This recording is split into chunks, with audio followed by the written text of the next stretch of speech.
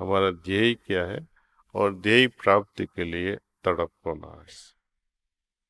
तड़प के बिना ईश्वर प्राप्ति कभी नहीं हो सकती। सुबह का जब ध्यान हम करते हैं तो उसकी तैयारी रात से ही शुरू हो जाती है।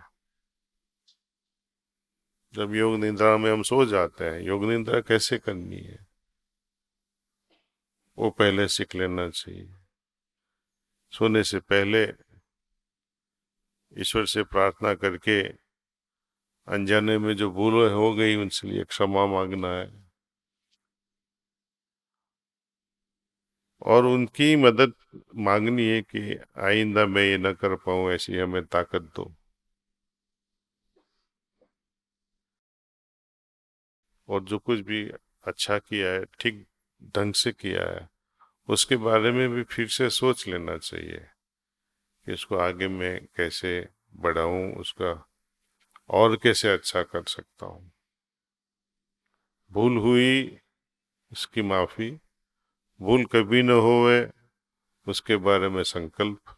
जो कुछ हो गया है उसको मैं फिर से अच्छी तरह से कैसे करूं, वो ईश्वर के साथ का अंदर और अंदर अपना डायलॉग हो जाता है।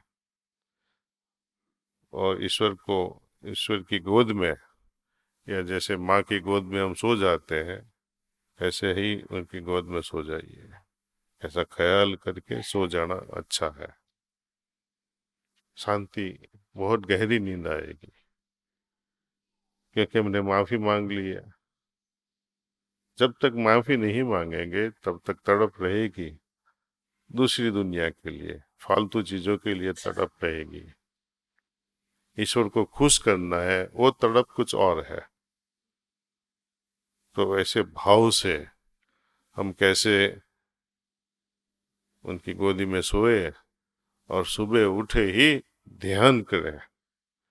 एक ख्याल करके सो जाना है कि जैसे भी मैं उठ जाता हूँ ध्यान करूंगा, ढंग से ध्यान करूंगा। जैसे जी सुबह की इंतजार में जो मजा है वो पाने में नहीं है, जैसे कहा शायरी वालों लोगों ने, यानी वो हकीकत है। सुबह के ध्यान के लिए जो तड़प या तैयारी होती है उसकी वजह से हम ईश्वर के मई होके सोते हैं। और जैसे ध्यान शुरू होता है, शुरू होते ही प्रार्थना खत्म नहीं हुई तो उसमें हम डूब जाते हैं। क्योंकि अपने गुरु महाराज की कृपा से ये जो प्राणाहुति हम सबको मिल रही है उसकी वजह से ये ध्यान हमारा आगे बढ़ता रहता है और अनुभूति बार बार हर दिन अलग अलग तरह की अनुभूति होती रहेगी। इसके बारे में आप नोट्स, डायरी भी लिखते रहना बहुत जरूरी है आपके लिए, क्योंकि ये सब अनुभव बहुत सूक्ष्म होते हैं।